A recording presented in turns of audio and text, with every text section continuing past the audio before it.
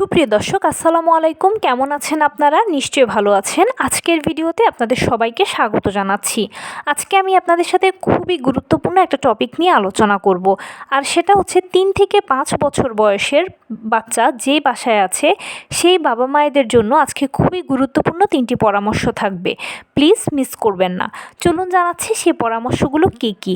3 থেকে 5 বছর এই বয়সটা কিন্তু খুবই গুরুত্বপূর্ণ একটা সময় একটা বাচ্চার জন্য। এটা বাচ্চার সকল ডেভেলপমেন্টে উল্লেখযোগ্য ভূমিকা পালন করে।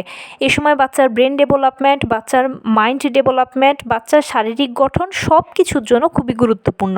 তাই এই সময়গুলোতে হয় কি, বাচ্চারা দেখবেন প্রচুর দুষ্টমি করে, বাবা মায়ের কথাই শুনতে চায় না, তাদের একটা নিজস্ব পছন্দ অপছন্দ তৈরি হয়। তখন সেক্ষেত্রে তারা হ্যাঁ না বলতে শেখে। যেমন আগে হয়তো আপনি তাকে যে পোশাকটা দিয়েছেন সে সেটা পরে ফেলেছে, কিন্তু এখন তার পছন্দ তৈরি হয়েছে, সে বলবে না সে ওই পোশাক পরবে। এর পাশাপাশি আগে যে খাবারটা আপনি দিতেন সে হয়তো চুপচাপ খেয়ে নিয়েছে, কিন্তু না, এখন তার একটা পছন্দ তৈরি হয়েছে। এই যে ডেভেলপমেন্টগুলো, এগুলো ছোট ছোট করে কিন্তু ডেভেলপমেন্ট বাচ্চাদের। তো এই ডেভেলপমেন্টগুলোর সময় বাচ্চারা কিন্তু প্রচুর দুষ্টুমি করে, বাবা মায়ের কথা শুনতে চায় না। তো এই সময় বাবা মা হিসেবে আমরা যে বড় ভুলটা করি সেটা হচ্ছে বকা দেই, ধমক দেই। তো এতে কি হয়, এটা সরাসরি তাদের মনে এবং তাদের মাথায় গিয়ে আঘাত লাগে। তো যার ফলে কি হয় যে আস্তে আস্তে একটু একটু করে, একদিন করে, 1 মিনিট করে বাচ্চার সাথে বাবা মায়ের একটা খারাপ বন্ডিং তৈরি হতে থাকে। তাই প্রথমত বাবা মা হিসেবে আপনাদেরকে ধৈর্য ধারণ করতে হবে। ধৈর্য ধরে বাচ্চাকে এই সময় হ্যান্ডেল করতে হবে।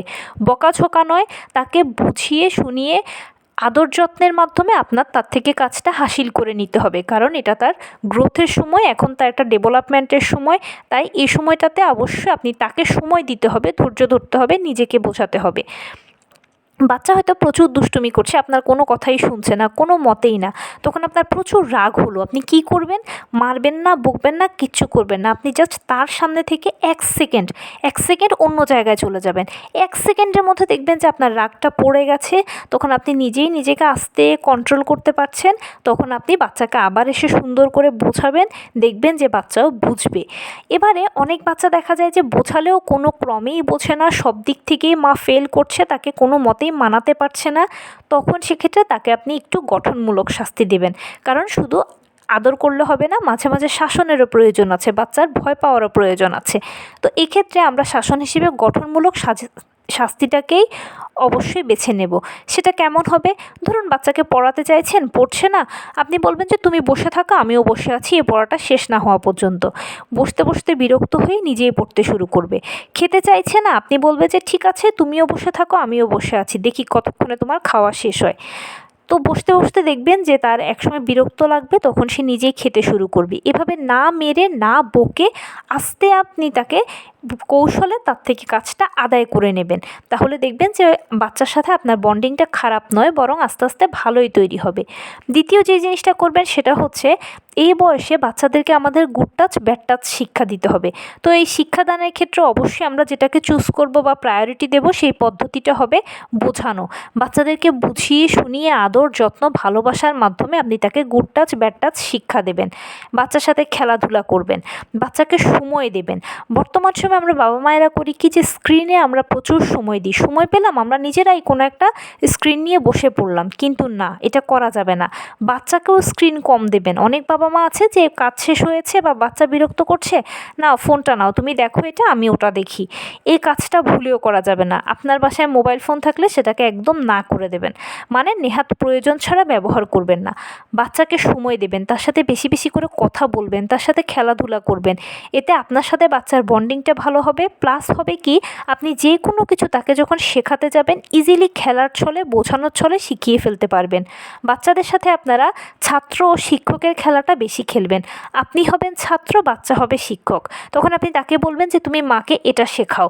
তো সে আপনাকে শেখাতে শেখাতে নিজেই আস্তে আস্তে শিখে যাবে, কেননা তারা এখন সব কিছু ক্যাচ করে ফেলে খুব দ্রুত, তাদের ব্রেনটা এখন শার্প। তাই সে যদি টিচার হয় তাহলে আপনাকে শেখাতে শেখাতে সেও শিখে যাবে। পড়াশোনা, এই সময় বাচ্চাদেরকে পড়াশোনা তো করাতেই হয়, যে প্রাথমিক ধারণাটা সেগুলো তো দিতে হয়। তো অনেকে একদম সিরিয়াস হয়ে যায়, অনেক বাবা মা বাচ্চাকে মেরে ধরে বুকে ঝুঁকে পড়াশোনা করানো, নেভার, কখনোই এটা করবেন না। ওই যে বললাম, খেলার ছলে, খেলতে খেলতে, হাঁটতে হাঁটতে আপনি বাচ্চাকে শেখাবেন। আপনি কাজ করছেন, বাচ্চা হয়তো আপনার আশেপাশে ঘুরছে, আপনি তাকে একটা ছড়া শেখান, একটা রাইমস শেখান, এবিসিডিগুলো শেখান, 1-2টা শেখান, ক খ শেখান, সরেয় সরেয়া শেখান, অল্প অল্প করে শেখান। যেমন সে আর আপনি হয়তো খেলছেন, বলবেন যে চলো আমরা এবিসিডির খেলা খেলি। তো এ বি সি, আজকে শেখালেন এ শেখালেন, কালকে বি শেখালেন, পরশু সি শেখালেন, এভাবে আস্তে আস্তে শেখাবেন। কম্পিটিশান কখনো করবেন না। পার্শ্ববর্তী বাচ্চা থাকলে অনেক মায়েরা দেখা যায় যে মনের অজান্তে একটা কম্পিটিশান চলে আসে। অমুকের বাচ্চা পারছে, আমার বাচ্চা এখন এটা পারে না, ঠিক আছে ওকে শেখাতে হবে, একটু জোর করতে হবে। অনেকে খেলার ছলেও জোর করে, কিন্তু এটা কখনো করবেন না। আরেকজনের বাচ্চা আর আপনার বাচ্চা একরকম নয়, দুজনকে দুই রকমে অ্যাকসেপ্ট করতে শিখুন। আপনার বাচ্চাকে আপনি আপনার তরিকায় শেখাবেন, আদর যত্ন ভালোবাসা দিয়ে অল্প অল্প করে শেখাবেন। মনে রাখবেন, শেখার সময় তো শেষ হয়ে যাচ্ছে না, মাত্র শুরু হয়েছে, দীর্ঘ সময় আছে। তাই আস্তে আস্তে করে শেখাবেন, অল্প অল্প একটু একটু করে আগাবেন আপনি। আপনার বাচ্চা যদি স্বরেও এটা শিখতে 10 দিন সময় নেয়, আপনি তাকে 10 দিনই সময় দেবেন।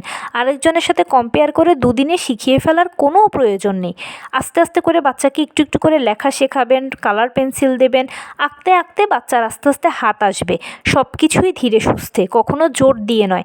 কারণ বাচ্চাদের উপরে প্রেশার ক্রিয়েট করে আপনি কোনো কিছু তার থেকে সহজে আদায় করিয়ে নিতে পারবেন না। যদি প্রেশার ক্রিয়েট করেন তাহলে হয়তো সহজে অনেক কিছু আদায় হয়ে যেতে পারে, হলেও হতে পারে, কিন্তু দেখা যাবে যে তার সাথে আপনার সম্পর্কটা খারাপ হচ্ছে এবং ইন ফিউচার সে আরও বড় হতে হতে সে আপনার কোনো কমান্ডই মানবে না। তাই তার সাথে আদর যত্নের মাধ্যমে যে কোনো কিছু শেখাবেন, সময় দেবেন, সময় নিজেও নেবেন। মনে রাখবেন, কোনো কিছুর সময় শেষ হয়ে যাচ্ছে না। আর আরেকজনের বাচ্চার সাথে তুলনা তো একেবারেই নয়।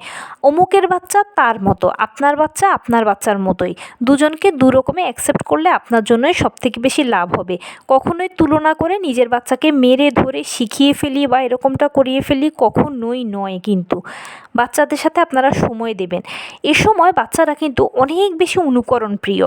বাচ্চারা যে কোনো কিছু সরাসরি ক্যাচ করে। বিশেষ করে বাচ্চাদের কাছে বাবা মা হচ্ছে এ সময়টাতে মডেল। বাবা মা কীভাবে হাঁটছে, চলছে, কথা বলছে, সব কিছু ডট টু ডট ফলো করে।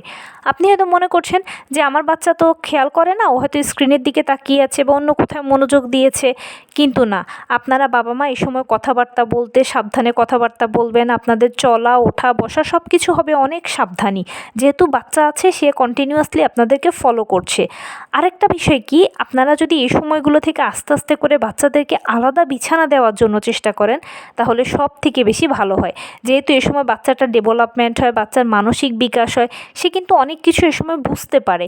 তাই আপনাদের পার্সোনাল সময় তার যেন ইন্টারফেয়ার না হয়, বা আপনাদের পার্সোনাল টাইমে সে যেন ঢুকে না পড়ে, সে যেন সেখান থেকে খারাপ কোনো শিক্ষা না নেয়। সেই জন্য অবশ্যই বাচ্চাকে এই সময়টাতে যদি আপনারা আলাদা টাইম দিন, বাচ্চাকে আলাদা বিছানা দেন, তাহলে হবে কি যে সব থেকে বেশি ভালো হয়। অল্প অল্প করে চেষ্টা করাবেন যে কোনো কিছু। বাচ্চাকে নিয়ে প্লিজ কখনো জোর করবেন না। আর খেলবেন, বাচ্চাকে সাথে সময় দেবেন। খেলার ছলে সময় দিতে দিতেই দেখবেন যে বাচ্চাকে আপনি সব শিখিয়ে ফেলতে পারছেন। তো এই ছিল আজকের ভিডিও। কেমন লাগলো বলুন?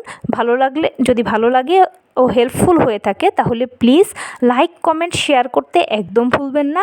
আর সেই সাথে আমার চ্যানেলটিকে সাবস্ক্রাইব করার বিনীত অনুরোধ রইল। পাশে থাকা বেল আইকনটি ক্লিক করে দেবেন, যেন আমি ভিডিও আপলোড করার সাথে সাথে আপনারা নোটিফিকেশান পেয়ে যান। যদি কোনো প্রশ্ন থাকে কমেন্টসে জানাবেন, আমি রিপ্লাই দেব। প্লাস যদি কোনো পরামর্শ থাকে যে কোন বিষয়ের উপরে ভিডিও বানালে আপনারা উপকৃত হবেন, সেটাও জানাবেন। আমি আপনাদের পছন্দের সর্বোচ্চ প্রায়োরিটি দেব।